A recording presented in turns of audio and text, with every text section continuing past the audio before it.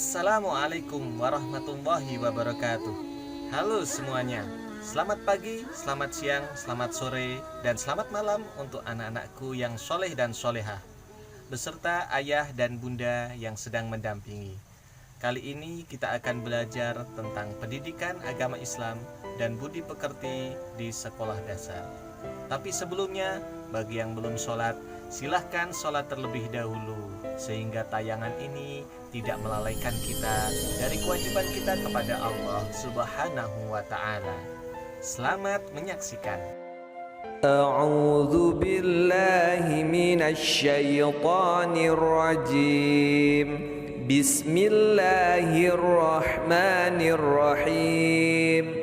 Asyhadu an la ilaha illallah wa asyhadu anna Muhammadar Rasulullah.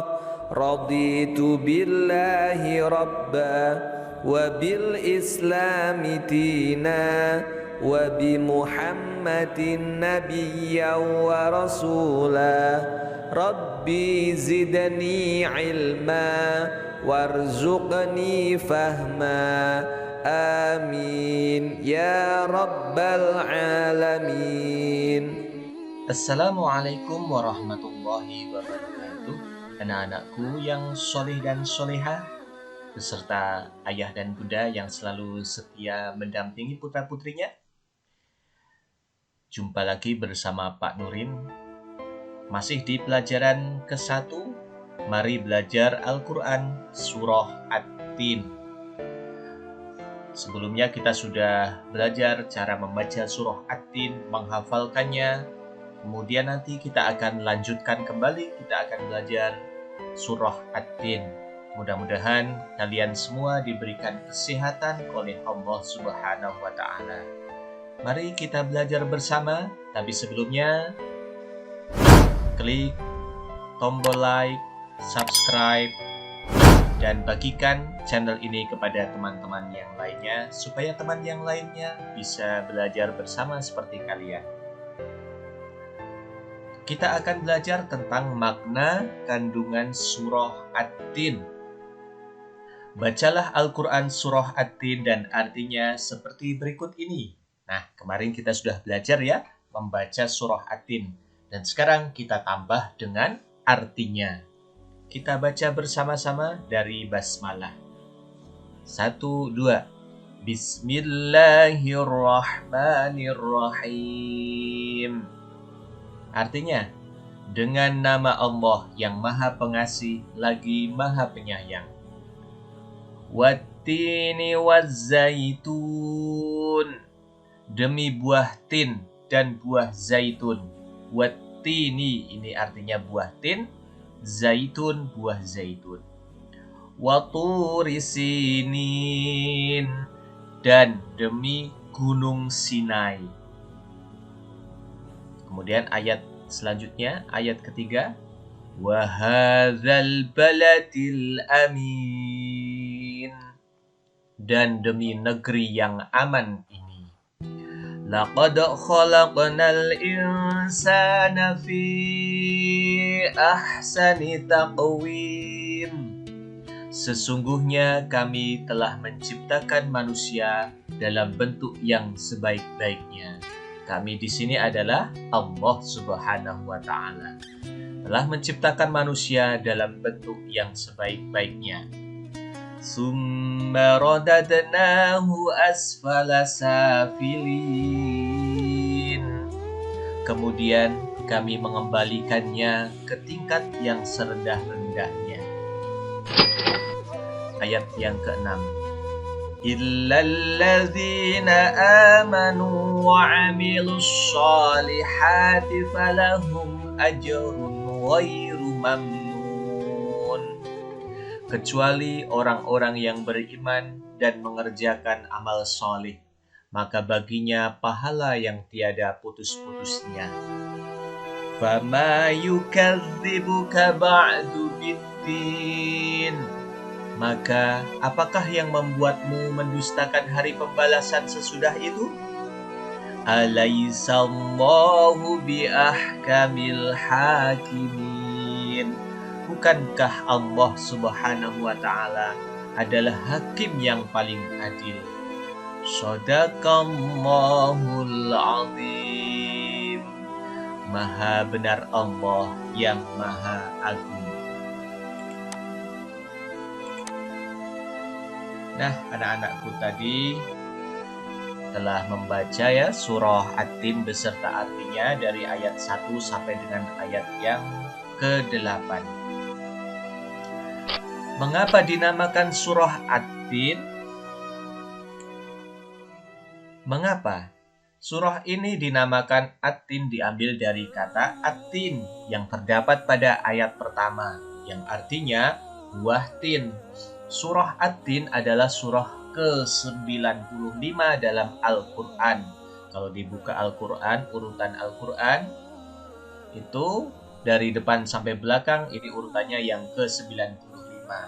Surah At-Tin yang berjumlah 8 ayat dan termasuk golongan surah yang turun di Mekah. Surat yang turunnya di Mekah saat Rasulullah Shallallahu Alaihi Wasallam ada di Mekah, atau disebut juga surah Makkiyah, termasuk golongan surah Makkiyah. Kalau surah dalam Al-Quran yang turun di Madinah disebut golongan Madaniyah. Madaniyah. Kalau ini di Mekah, Makkiyah. Amati gambar berikut. Nah, ini ada contoh ya, gambar buah tin seperti ini. Kemudian ada lagi gambar buah zaitun. Kandungan surah At-Tin. Ayat yang pertama, Wattini wazzaitun. Tin adalah buah yang enak dan lembut serta cepat dicerna. Ia menjadi obat yang banyak manfaatnya, memperhalus fisik, mengencerkan dahak, membersihkan ginjal, menghancurkan batu pada saluran air seni. Air seni itu air kencing, air pipis, menggemukkan badan, dan dapat melonggarkan rongga, hati, dan limpa. Ini ada di dalam tubuh semua. Sedangkan buah zaitun adalah buah yang memiliki keistimewaan karena kandungan minyaknya. Minyak zaitun, pernah mendengar ada yang menyebut minyak zaitun? Iya, nah ini minyak zaitun dari buah zaitun. Minyaknya yang berlimpah sehingga dapat dipergunakan di daerah yang kurang memiliki minyak.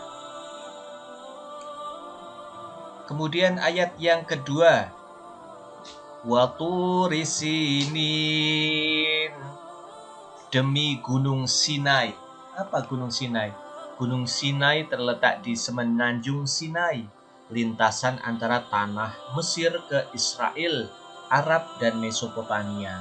Gunung setinggi 2.285 meter ini juga dikenal dengan nama Jabal Musa, Gunung Nabi Musa, karena di tempat inilah Nabi Musa alaihissalam menerima wahyu pertama dan diangkat menjadi Rasul. Pada malam Mi'raj saat Nabi Muhammad Sallallahu Alaihi Wasallam Mi'raj dalam kisah Isra Mi'raj ya, perjalanan Nabi Muhammad dalam waktu semalam dari Mekah ke Palestina, kemudian dari Palestina naik dari Masjidil Haram ke Masjidil Aqsa, kemudian naik menuju langit ketujuh menemui Allah Subhanahu wa Ta'ala. Itu namanya Isra Mi'raj. Nah, pada malam itu Rasulullah Shallallahu Alaihi Wasallam berhenti sebentar di tempat ini, di Gunung Sinai ini, dan melaksanakan sholat sebagai penghormatan beliau pada kesucian tempat tersebut. Ini gunungnya, Gunung Sinai, tempat Nabi Musa alaihissalam pertama kali menerima wahyu. Kemudian ayat yang ketiga, Wahadzal baladil amin, dan demi negeri Mekah yang aman ini. Yang dimaksud aman bagaimana? Kota yang aman adalah kota Mekah. Jadi yang dimaksud dengan ayat ketiga ini, negeri yang aman itu Mekah. Kota ini disebut dengan kota yang aman. karena siapapun yang memasukinya terjaga keamanan dan keselamatannya. Kota Mekah juga disebut sebagai Ummul Qura dan tanah yang aman. Kota ini banyak menyimpan sejarah sejak zaman Nabi Ibrahim alaihissalam. Dan juga di kota Mekah inilah terdapat apa? Masjidil Haram yang di dalamnya ada bangunan Ka'bah. Ka'bah itu kiblatnya seluruh umat muslim di seluruh dunia. Kalau sholat menghadap kiblat. Apa kiblat itu? Ka'bah yang ada di kota Mekah. Kemudian ayat yang keempat, laqad khalaqnal insana fi ahsani taqwim. Sungguh kami telah menciptakan manusia dalam bentuk yang sebaik-baiknya. Allah Subhanahu wa taala menjadikan manusia dalam sebaik-baik bentuk. Proses kejadian manusia tidak sama dengan kejadian makhluk-makhluk lain. Manusia memiliki akal, jasmani, rohani, dan nafsu.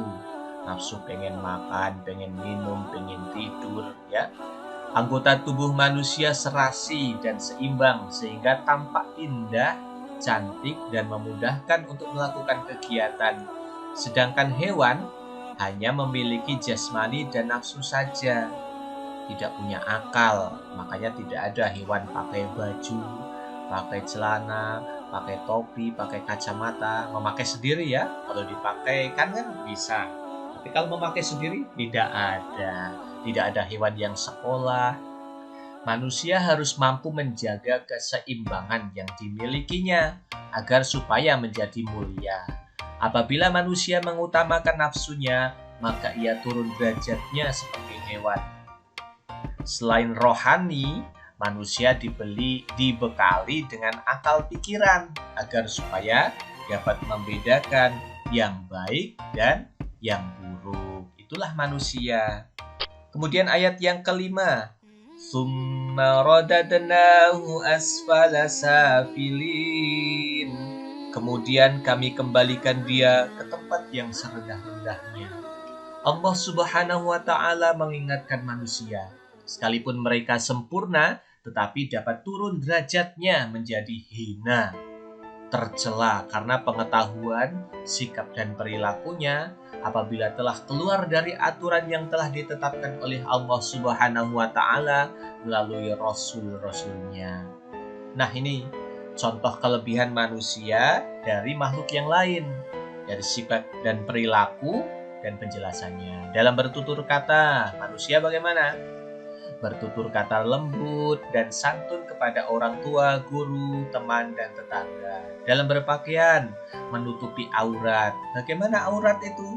Aurat itu sesuatu yang harus ditutup di saat sholat maupun di saat tidak sholat.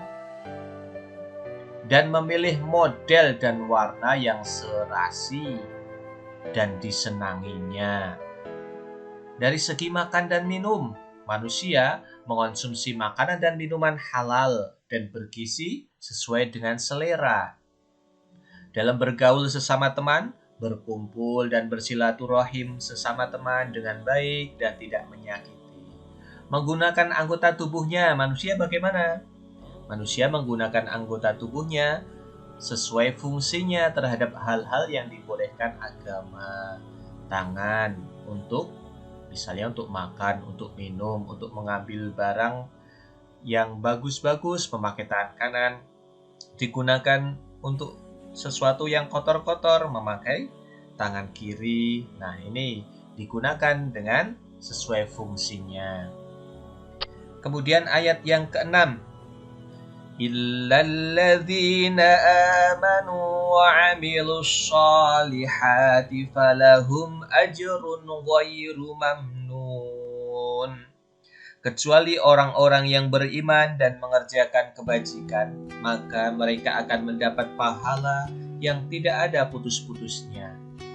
Orang-orang yang tidak pernah hina, yang disebut tadi ya, adalah mereka yang beriman, percaya dan yakin bahwasanya Allah itu Tuhan kita, Allah yang menciptakan langit, bumi, dan isinya, dan melaksanakan amal soleh. amal kebaikan, berbuat baik dimanapun kalian berada. Itulah disebut dengan amal soleh. Orang yang demikian itu akan selamat dari kehinaan, kejelekan di dunia, bahkan nanti di akhirat. Contoh orang beriman dan beramal soleh nih contohnya. Beribadah kepada Allah Subhanahu wa Ta'ala. Kalian sudah sholat 5 waktu dalam sehari semalam. Kalian sudah melaksanakan ya. Mudah-mudahan kalian semua sudah melaksanakan sholat 5 waktu. Subuh, zuhur, asar, maghrib, dan isya.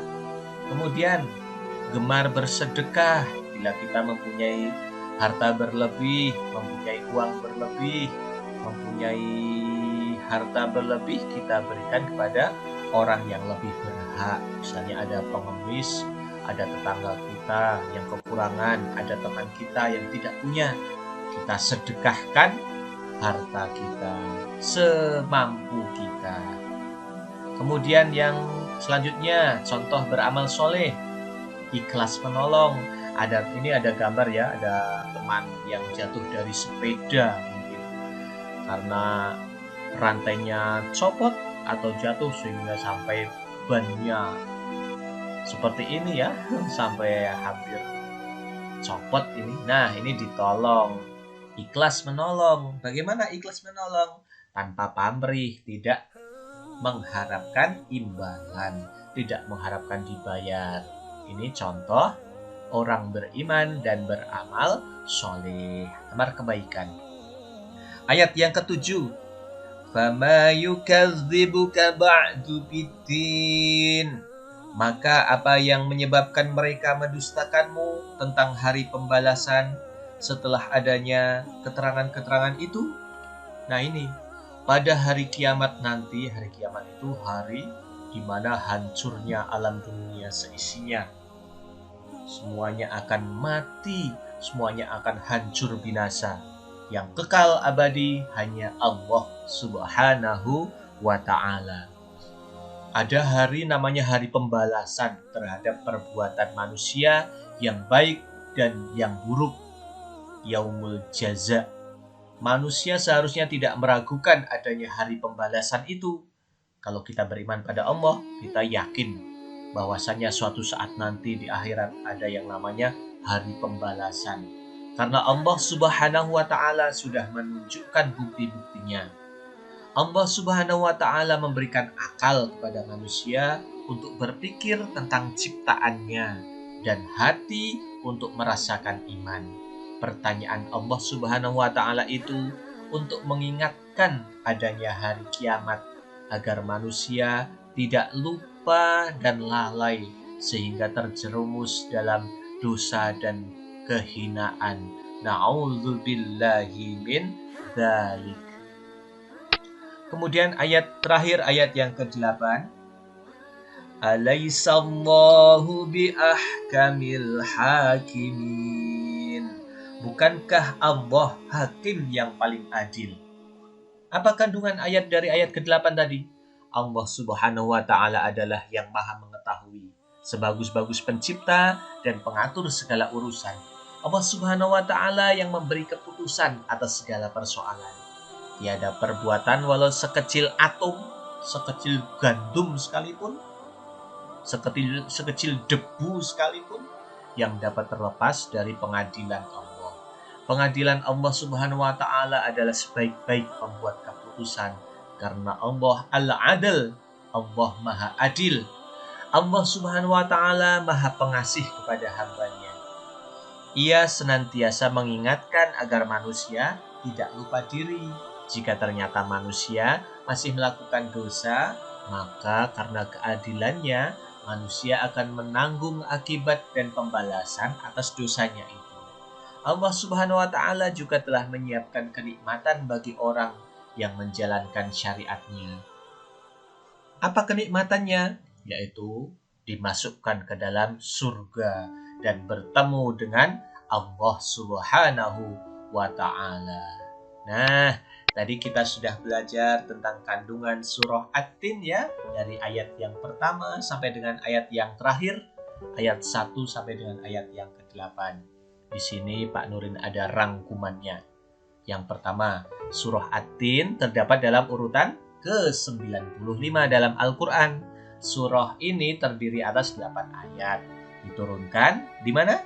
Di Mekah. Maka dinamakan golongan surah Makkiyah. Yang kedua, Allah Subhanahu wa Ta'ala melalui surah ini, surah At-Tin, bersumpah dengan menyebut ciptaannya, yaitu demi At-Tin, buah tin, demi buah zaitun. Hanya Allah Subhanahu wa Ta'ala yang boleh bersumpah dengan ciptaannya. Kalau kita bersumpah demi apa? Demi Allah. Wallahi, tallahi, billahi, demi Allah. Tuh. Yang ketiga, negeri yang aman adalah Makkah Al-Mukarramah di negara Arab Saudi sana ya, tempat di mana orang-orang yang beribadah haji dan umroh berkumpul. Di sana ada masjid yang namanya Masjidil Haram yang di dalamnya ada Ka'bah, kiblatnya orang Muslim di seluruh dunia dalam beribadah sholat. Yang keempat, Allah Subhanahu wa Ta'ala menciptakan manusia dalam bentuk yang sebaik-baiknya, yaitu terdiri atas jasmani dan rohani yang seimbang. Kemudian yang kelima, Allah Subhanahu wa Ta'ala memperingatkan bahwa manusia itu bisa menjadi hina bila tidak beriman dan beramal soleh.